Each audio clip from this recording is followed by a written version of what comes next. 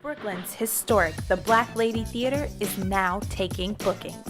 Host your next birthday party, concert, networking event, baby or bridal shower, wedding, art show, gala, corporate event, live stage play, audition, and so much more.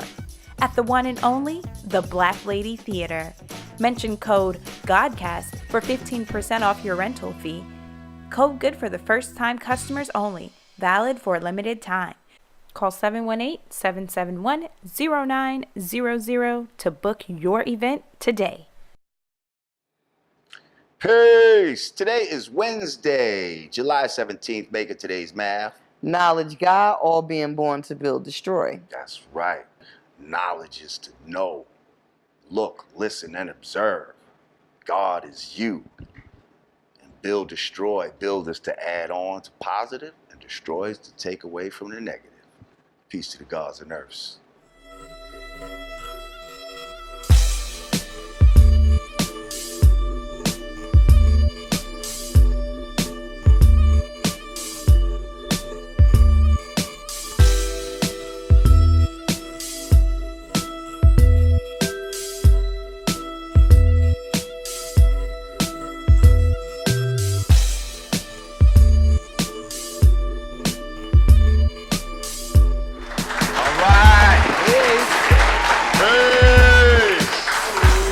Welcome back to the Yanadameen Godcast. I'm Lord Jamar. I'm Digga. And in the house, right about this time, I said we got a special guest coming. But y'all wasn't ready for this. They weren't ready. Oh, we got legends week after week coming now. Right about now in the house, Pete Rock, Soul Brother number one. Soul Brother number one. Chocolate Boy Wonder. How are you, sir? Hello, guys. Hi. My friends. How you doing, my friend? I'm My chilling. guy from back in the I'm days. hanging in there, buddy. You know what I'm saying? My Westchester guy. Exactly. Okay. New Rochelle, Mount Vernon. New Rochelle, Mount Vernon. Oh, Connection. man, y'all don't even understand what that means, And boy. we got Mrs. Bricks. Brick New City in the Jersey. house. You know what I mean? So what's Yeah, going man. on? I'm We here. go back to, so what y'all Yeah, from yeah, we go Westchester back. together? But It's yeah. my guys. Go back like we go back. But anyway, thank you for coming down, sir. Anytime, man. Anytime. I wanted Okay. to do this. So you got your son with you. Yes, I brought my boy Okay, over there. that's He's what's over up. there. That's With what's his up. phone. He's probably on YouTube. Okay. Well, tell him to subscribe to the show. No doubt. No doubt. Well, yeah, we appreciate you coming here. No doubt. We want to, give the people, and we got time, you know what I Okay. mean, to kick it with you. So we Okay. want to give people, a rundown of where you've been, Yes. where you at, and where you're going. Sure. So that's what we'll encompass this whole thing about. Gotcha. But for those who don't know, let's take it back. Okay. Early Pete Rock. Early Pete Rock. How you get into this shit? Man, pops. My pops being into music. Started from there. I'm gonna go to the roots of everything. Started from pops, you know what I'm saying? And just like me. Now, what kind of music was Pops listening to? Everything. Reggae, mostly, because we Jamaican. Right. But everything. Soul, jazz, everything. So, that was just me. And then, being curious, seeing little wax and nice sound coming off the wax. And I'm a little kid seeing this little disc. That was like magic. Yeah, I ain't know, I'm just How does feeling the it's sound like a come toy. out of this? Yeah, like it's a toy or something. So one day I stacked up a whole bunch of my Pops 45s on the turntable. And it was like, I took him out the sleeves, and he's a neat, anal guy. So I took him out the sleeves and just stacked them up. And he came in and he lost his mind. So I was like, just sitting there like all scared. And he was like, you know what? I'm gonna show you how to take care of vinyl. And then from there, it just kind of intrigued me more, I guess. And then when I turned 7 years old, I met James Brown. And I think when I met him, that changed my life. Wait, you met James Brown? Yeah, me and my younger brother, Grap. See, I when you say met James Brown, I thought you met him like how we all met him, like just musically? Like, you see what I'm saying? You physically met James. How the fuck James you meet Brown. James Brown? I don't even know to this day how my mama did it. You know what I'm saying? But he came to Mount Vernon and he did a show and he had everybody with him from Lynn Collins to Bobby Bird to the whole JB Revenue. You know what I'm saying? And I mean Review, sorry, I said Revenue, my bad. And yeah, he, you know, came to Mount Vernon and we went to the show. And my mom just took us to the back somewhere. Next thing you know, James Brown's walking up to us. Wow. Shook my hand. I was nervous, but then it just turned into happiness. You know what I'm saying? And I really probably felt a surge go through me when I shook his hand. Wow. That's crazy. Yeah. I felt different definitely after that. You know what I'm saying? So you go from meeting James Brown to what's your next Just endeavor in music? Like, how do you start messing with music? When do you start becoming a DJ and all that? when my family started getting into it. You know, my cousin Floyd, you know, Heavy D's brother, rest in peace, Hev, taught me how to scratch. Ah. 'Cause he was the big honcho. You know, he was, you know, DJing at like United Skates of America in Yonkers. Oh, At come Wheels. on. Wheels, come on. That was, You know I what had I'm a saying? birthday party at United Yes. States of America. yo, that was, Yeah. those was the joints back in the day. Oh, wow. You know, he was the guy to learn from. Wow. And one day, I'm gonna tell you a little short story. I kind of broke into my cousin's house when nobody was home, you know, because they had all the DJ equipment and records, and you know, that just turned me on, you know what I'm saying? So you broke in not to steal nothing, just to be able to turn on just to equipment be able to play some Just music. to push some buttons. Right. And they only had a dog named Pudgy who knew me, you know. Right. So I'm down there, and then Floyd comes home and is like, "Yo, how'd you get in here?" I said, you know, they had a trap door. Back in the days, you know, in the backyard there was a trap door. You go in the basement. Right. And I went through. That's how I got in the crib. Wow. And they was like, "All right, man. You know, I'm gonna have to show you how to work the equipment, because I had shit all crazy. I didn't know what I was doing." Right. So the guidance was there, and he taught me. Then he and his friends also. I was picking up shit from everybody. You know what I'm saying? That was a DJ or a rapper, and I was learning. Okay. So you was hearing about some of the, you know, Westchester crews and all that was going on, like Mount Vernon crew. You remember Eddie Robb and the Mob? Of course. See, well, I had this one. Eddie Robb and the Mob. Y'all don't even know about Eddie Robb and the Mob, I gotta yo. know about Eddie Robb, but Come on, that's. I had one guy from the Bronx that lived in Mount Vernon that's been around to every Bronx River jam possible. He had all the tapes. So I would go to his house and just be on some student shit. And he was a dope DJ, and he was he taught me how to be like funky with everybody. Right. Well, he doing tricks and Yeah, all I used this? to be knocking on his window. You know, he could have had a girl in his room or something. And I'll just come by unexpectedly wanting to DJ. Right. You know what I'm saying? Like, And you ain't got no equipment or nothing like that, right? Nothing. So when does it go from, you know, this lust, because I understand, I was there. I started as a DJ as well. Yep. But you don't have equipment. So how did you finally get equipment, or did you start doing what I did, which is to borrow maybe a turntable from this guy and one from that guy and a mixer from this guy, and now I have a set Equipment and just came in- hope that they don't ask for their shit back no time soon. Right. Nah, equipment came into my life when Heavy D and the boys were born. So, you know, when Hev became successful, you know, I was real close with Eddie F. You know what I'm saying? And Eddie was like the brains of it all, and the equipment nerd dude. I don't know if he remembers this, but I challenged him to a DJ battle on 241st in front of this Galaxy? club back in the day. Yes, Galaxy 23. 2000, that was it called? Galaxy 23. Galaxy 23. I challenged him. Yes. He was like the man back in the day. He Yes. was getting all the parties, and you know what I mean? I was getting parties, but not as many as this motherfucker we was all getting. over Westchester. And I was like, man, I just felt like I could scratch better than him and all that. He was good at blending and stuff like that. he was good at cutting and scratching. Yo, he was nasty. But I felt like I was nicer than him. Yeah.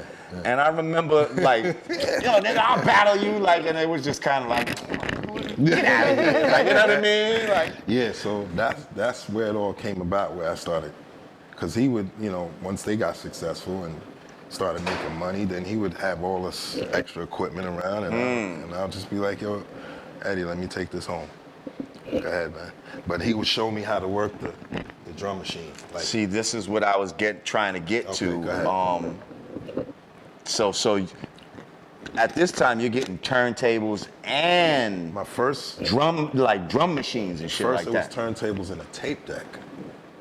And that's how I was coming up with my ideas for beats. Okay. Yeah, but before all of that was just straight DJing. And then when Hev came about, I was under his wing, little cousin, you know, just running with him everywhere. Howie T crib, Marley house, Teddy Riley's house. So you're sitting in classic producer I'm like 13, dude's crib. 14 Wow. old, soaking it all up. And I'm like, yeah, I made up my mind. This is what I want to do. Right there. Right. After really meeting Marley Marl helped me make that decision. Wow. That's dope. That's dope. Because a lot of times I wonder, like, when did Large Professor first get his first drum machine? Like how do you, because I didn't get mine until our second album. Yeah. You understand what I'm saying? Bro. Like, that's when I really was hands-on. Before that, you got to go to the studio and let somebody else do it almost. But you was coming from the age though where you saw we didn't have no right, record but deal. you had your shit in the basement and all that type of shit. Like, I was mad when I wasn't there for Hoover Maxwell, how you living? It was crazy though. That was a nice session. So early days of Brand Nubian. Yes, Heavy D is the man, you know what I mean? Rest in peace, Hev. Yes. I remember, you know, rhyming with Hev at like Mount Vernon high school parties and all that. Yep. You remember that? So anyway, so they on, Hev is on, and you know, we hearing buzz about, you know, Pete Rock and you know, little crew, you know, cause CL. Producing I went to stuff. school with fucking CL, like literally in the same classes, Yes. and Aunt Joyce used to do my mom's hair and all that type of shit. So anyway, yo, they fucked around and went to Pete Rock's crib one day, but I wasn't there. And they wasn't out yet or nothing. I'm hearing about it. Yo, they came home with this fucking song called Hoover Maxwell, How You Living? I don't even know how you living. It's out. I don't even know that. You can go on Apple Music and cop it right now, bro. Are you serious? Yeah, it's out. Yo, It's out. this Somebody beat got was it. so crazy. Funky joint. Like, and I was like, who the fuck did that? And they was like, yo, Pete Rock. And I was like, that was like one of my first introductions to you. And this beat, I'm gonna play it for you. If it's online, I'm gonna play it for you. This shit was so dirty, but like hard, crazy, and the way niggas was flowing on Guess who it. came up with the hook for the scratches? Who? Hooba. Oh, come on, he's a genius. I was like, wow. this Hoover dude is- Maxwell, how he's you living? He's everything. Yeah. Rolled in one. Oh yeah. Producer, rapper, All of arranger. that. Yes, all of writer. that. All of that. He's a Crazy. genius. I'm He's like, a Yeah, genius. you produced one of my favorite, well, now I ain't gonna say one of, my favorite hip hop song of Okay. all time. Whoa. The World Is Yours. Oh, my Nas. That's my favorite rap song ever in life. So I was playing a little while That's ago. my favorite rap To this song. day. That's your favorite? I said, oh, they Yo, gonna think, he gonna think we gassing him up. No, That's no, my no, no. favorite The rap world song. is yours, and they reminisce over you. I was gonna say, reminisce, like, Two biggest records. that's gotta be, for me, like, at the time it came out, everything about that song was perfect. Like, from the video. You knew Troy? To the, come on. Not only did I know Troy, I know Tommy Guest, Yes. Kenny Guest, Yeah. everybody in the Yep. video. Everyone. Like these is dudes I grew up with. Yeah, man. So Hell it's yeah. like, New Rochelle, baby. yeah, Huguenot. but yeah, exactly. And I Huguenot. used to run with a lot of them Huguenot Yes, dudes. sir. Like Yes, my sir. mom's was cool with them. And Yeah. Anyway, Yep. long story short, it was like kids that you grow up with now, we all like kind of doing our thing. Like we wasn't the only ones. Like Yes. We all was doing it. Everybody. And But once- that was some real street shit, Once too. the connection was made, it was a wrap, man. And then I did the Slow Down remixes. I did like 2-3 of them joints. He did the remix for Slow Down, word. Yep. I did like 2 of them, and y'all picked that one. And what else? Like, Let's we talk should about have did some more of- work though. but- Yeah. It's never too late. Yeah, But let's y'all talk was on about your own, some of the man. big, Y'all because was you was doing like, you was the biggest producer before big producers were big producers, like especially in hip hop. Like you was like Pharrell before there was a Pharrell. So let's talk about some of the artists you've worked with, some of the remixes that you've done. Just run down the line, like, because I could name a bunch offhand right now. I may need your help, bro. Run DMC. Yeah, Down with the King, Shut 'Em Down, House of Pain. Uh-huh. Das Effects. Keep 2 for going. Das Effects, Justin Man and Real Hip Hop. Some unknown joints, Stone Garden dudes, you know what I'm saying? Who else? Rah Digga. Rah Digga. Rah Digga. We talking about Nas. remixes and production. Nas joint, Rah Digga joint, Brand Nubian joint. Father MC. Father MC. Heavy Remember D, him? all the Heavy D stuff. You ever did some EPMD R&B people remixes. shit? Yeah, EPMD. Man, they was giving me all that work, man. I was tackling it like a football player. Right. You know, I told Sylvia Rome that I wanted Dirty Harriet was supposed to be all side A produced by Primo Yep.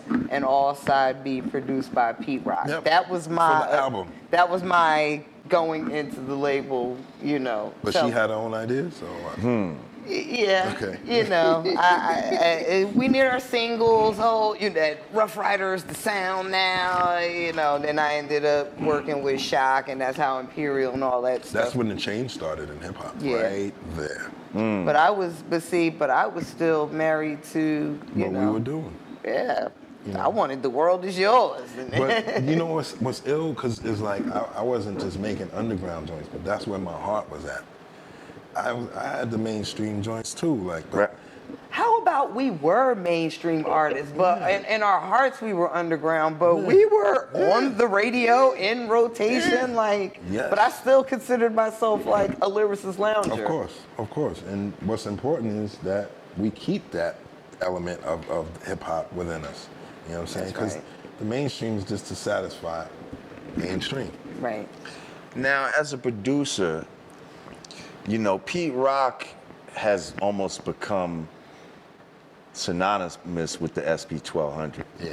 Yeah. Like, let's talk a little bit about that machine and why, you know, why it became the staple that it did in hip hop and you know, what kind of fucking master you had to be to even make beats You had to on read some the shit that only got like this much sample time. You had to read the manual, man. That's the only way you're gonna be successful. Tell them, read the manual. Yeah, read the manual, man.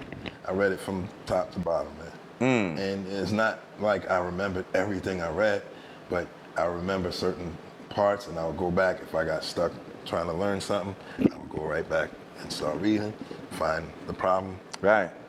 I always felt like the SP1200 just produced a more gritty sound. did. Like to me, Best you know, drum machine. to me, MPs were always so clean sounding. Like I like the fact that I could still hear like the scratch in the vinyl and I don't know if that was just like, you know, your technique or if that was actually like what The SPs machine did. kind of had that. The machine had it, Right. but then I would do little things like EQs to kicks and snares Okay. to make it even more crazier. See, So, that's why I always fancied you. I'm like, Yep. and he still, that's kind of been my argument with people, and he still uses the SP1200. I did for your album. Yeah, I know that sound. Yep. I know that sound.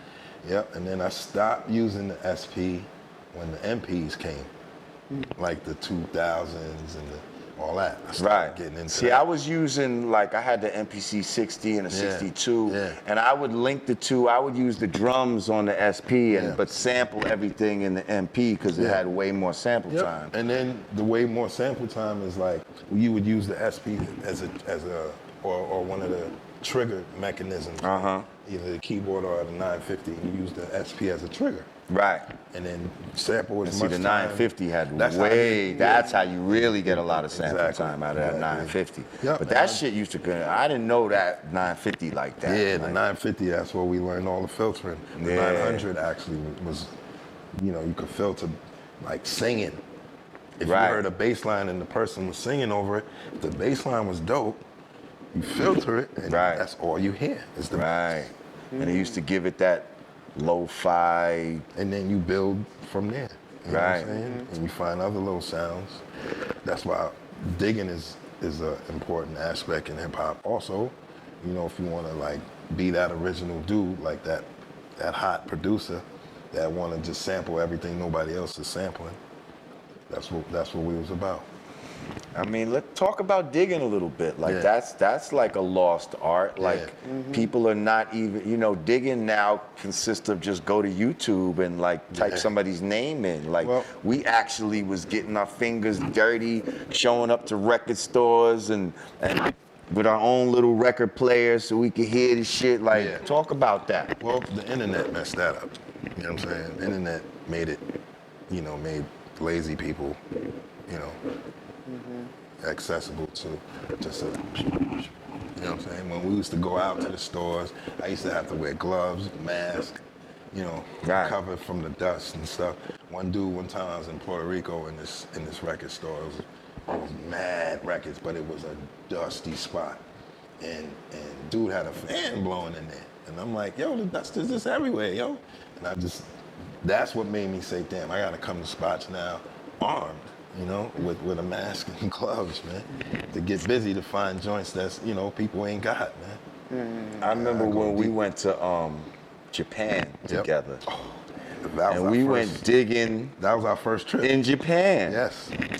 And he balled out on the dig. I think I spent all my money. Yo, he spent like maybe like 10 grand or something like that. I might have spent my little but see what the Japanese did. They came over here, bought all our records, baby, from New York, and then brought them back over there and now jacked the price up. So I'm talking some of these albums, tell me if I'm lying, was like $600. Yep, even more than that. For one album. Even more than that.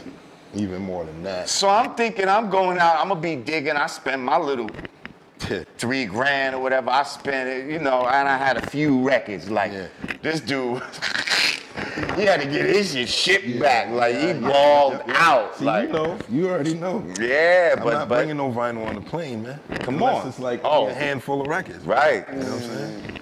Exactly, because the danger in that, unless you're doing some real shipping, you don't know. Oh man, that to ship something abroad and then to fly back home. You know how happy that makes a person that you got that package, you know, that nobody got. Hell yeah, that nobody got too. That's it. That's nigga, what we you live got for. to go across the world to get this right here. Because we all dried up here. We ate up all the records in New York. Yes, we did. Ate them all up. Ate them all up because everybody started knowing the same spots after a while. Then City Island. Yep. Oh, we tore that spot. That spot in City Island, right? We tore that spot. Oh man. And KG, I remember West KG, 4th and all that. Lord Finesse. Remember seeing Diamond, Lord Finesse, KG from Diamond, yes, put me on to the City myself, Island. and we're up in there just, you know what I mean? Yep. Going crazy. Crazy. That we live for that. I still passionate like that. You know what I mean? Still. Digga, got any? Well, I was so ecstatic when I heard Jay-Z and Kanye do The Joy.